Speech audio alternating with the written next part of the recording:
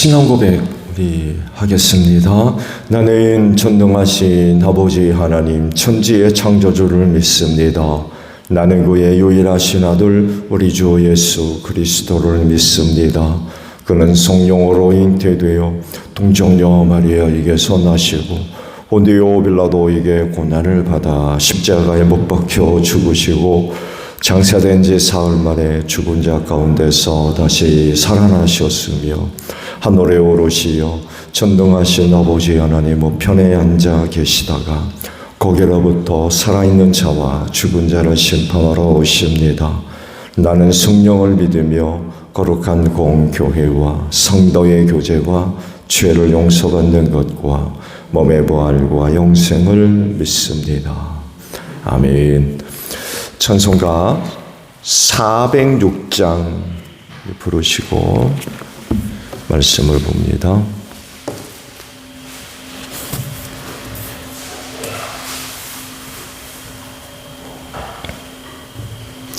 찬송가 406장이에요.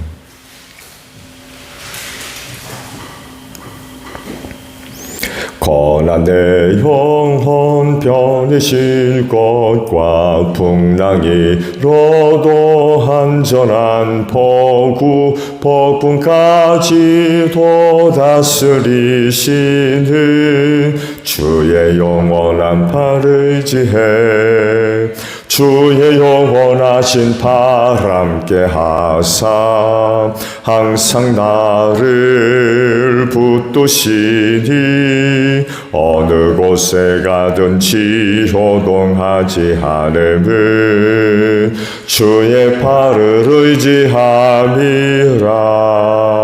세상 친구들 나를 버려도 예수는 함께 동행함으로 주의 은혜가 충만하리니 주의 영원한 팔을 의지해 주의 영원하신 팔 함께 하사 항상 나를 붙드시니 어느 곳에 가든지 효동하지 않음은 주의 팔을 의지함이라.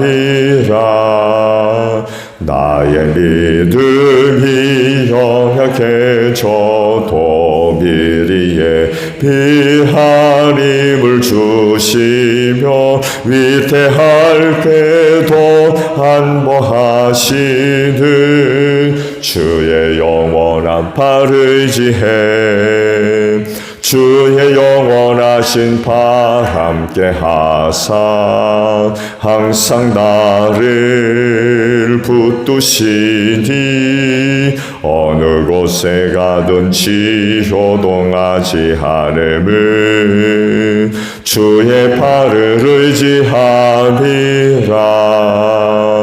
능치 못한 것 주께 없으니 나의 일생을 주께 맡기면 나의 모든 짐 대신 지시는 주의 영원한 팔을 의지해 주의 영원하신 팔 함께 하사 항상 나를 붙드시니 어느 곳에 가든지 효동하지 않음은 주의 팔을 의지함이라. 말씀을 봅니다. 시편 107편 23절에서 43절 마지막 절까지 말씀을 저와 교독을 합니다. 배를 타고 바다로 내려가서 큰 물을 헤쳐가면서 장사하는 사람들은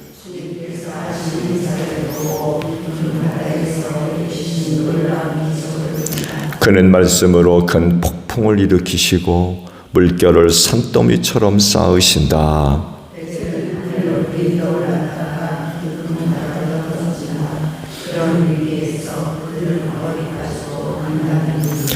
그들이 모두 술 취한 사람처럼 비틀거리며 흔들리니 그들의 지혜가 모두 쓸모없이 된다.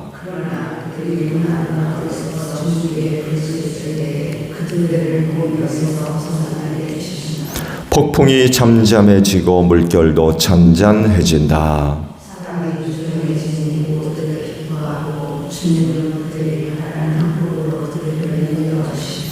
주님의 인자하심을 감사하여라. 사람에게 베푸신 주님의 놀라운 구원을 감사하여라.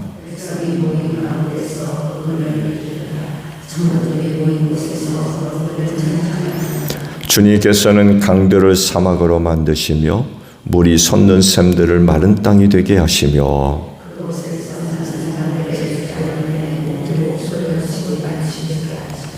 그러나 주님께서는 사막을 연못으로 만드시며 마른 땅을 물이 솟는 샘으로 만드시고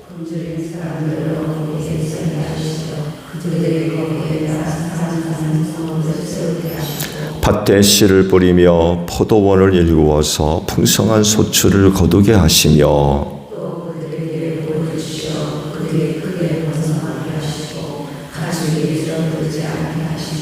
그들이 억압과 고난과 걱정, 근심 때문에 수가 줄어들고 비천해질 때에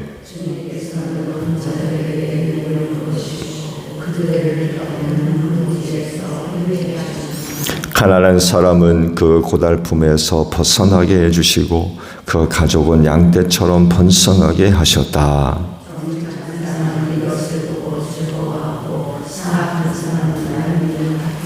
함께합니다. 지혜 있는 사람이 누구냐? 이 일들을 명심하고 주님의 인자하심을 깨달아라. 아멘. 오늘 아침에는요, 방금 보신 43절 상반절에 있는 말씀이에요. 지혜 있는 사람이 누구냐? 라는 말씀입니다. 본문 말씀 속에서 지혜 있는 사람이 누구인가를 얘기하고 있을까요?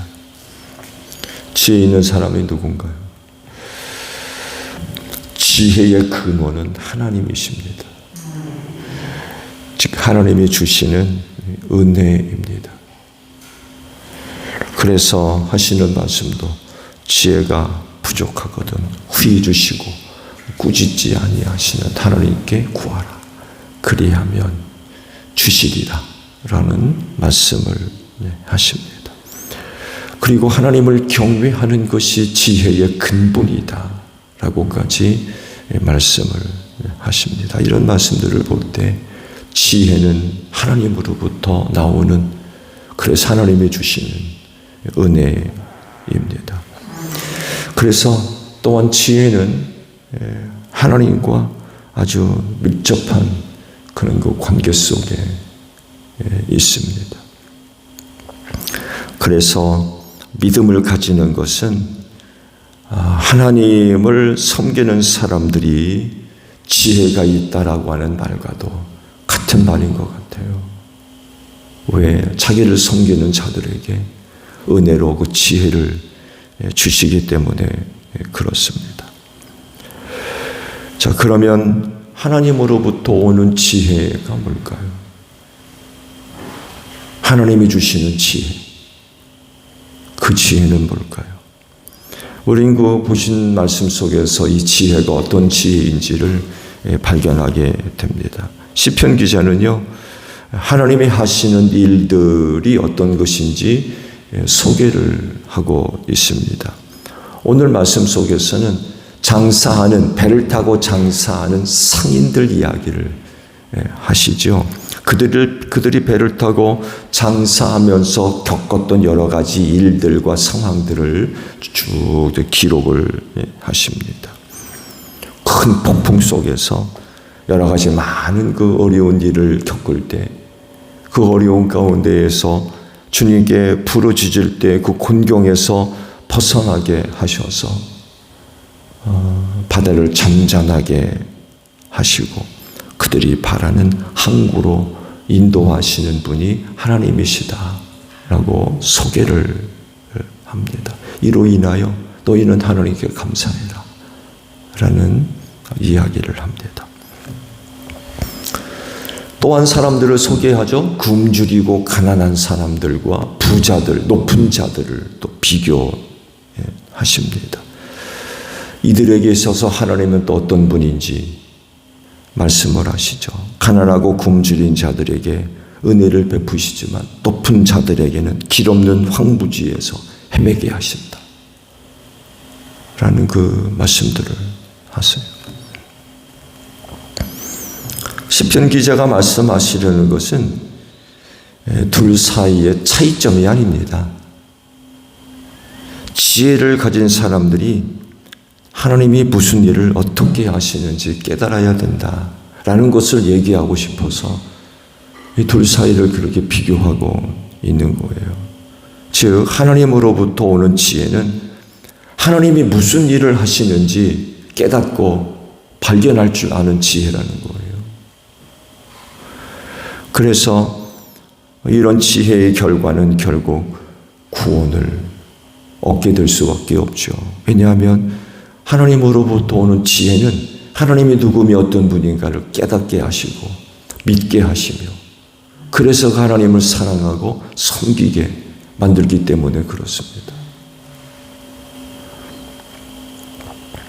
다르게 보면은요, 하나님으로부터 오는 지혜가 없으면 하나님을 몰라요. 하나님이 무슨 일을 하는지 깨닫지를 못합니다.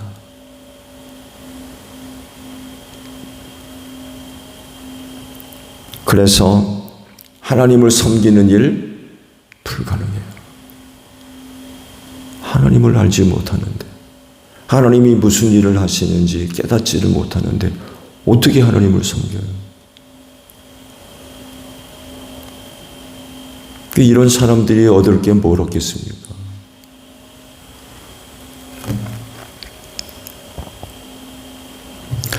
하나님으로부터 오는 지혜와 세상 지혜는 달라요. 같을 수 없습니다. 일단은요, 세상은 하나님의 영을 받지를 않았어요.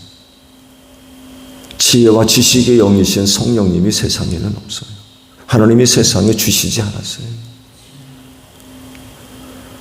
그래서 근본적으로 하나님으로부터 오는 지혜와 세상 지혜는 달라요. 다를 수밖에 없습니다. 세상 지혜 갖고는요, 하나님 절대로 모릅니다. 아무리 많이 배우고 학식이 있고 경험이 있다 할지라도 하나님을 아는 지식은 그런 것들을 통해서 얻어지는 게 아닌 하나님이 주시는 거예요. 그 세상 지혜 갖고는 구원받을 수 없습니다. 하나님을 모르기 때문에 그래요. 세상 지혜는요, 세상의 것을 얻는 데 도움이 될 겁니다. 그렇지만 말씀을 드린 대로 이런 세상의 지혜로는 하나님을 알 수 없어요.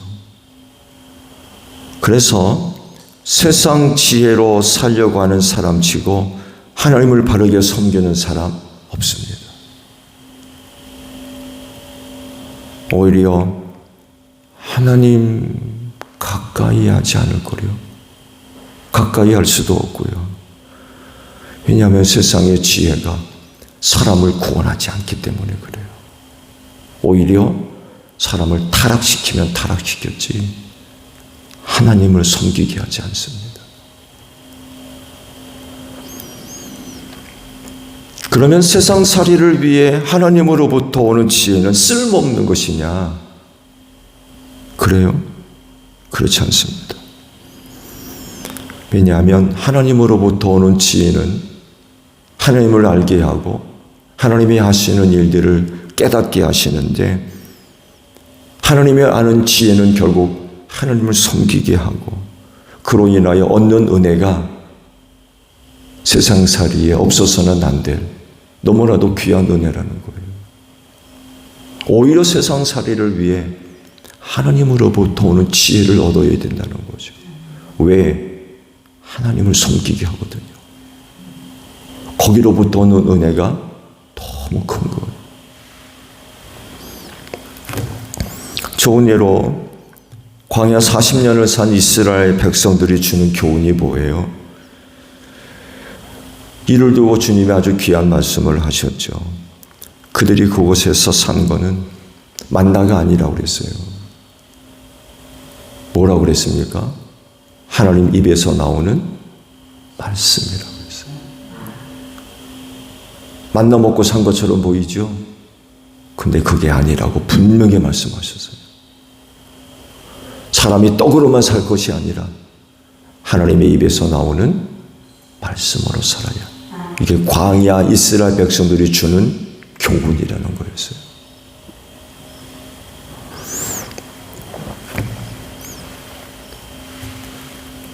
하나님의 말씀을 지키고 살면 하나님의 은혜가 임하는 거예요. 그 은혜가 나타난 게 뭐예요? 만나였던 거예요. 그렇게 사는 거예요. 그러면 세상을 살아야 할 사람들에게 있어서 하나님으로부터 오는 지혜가 필요하겠습니까? 세상의 지혜가 필요하겠습니까?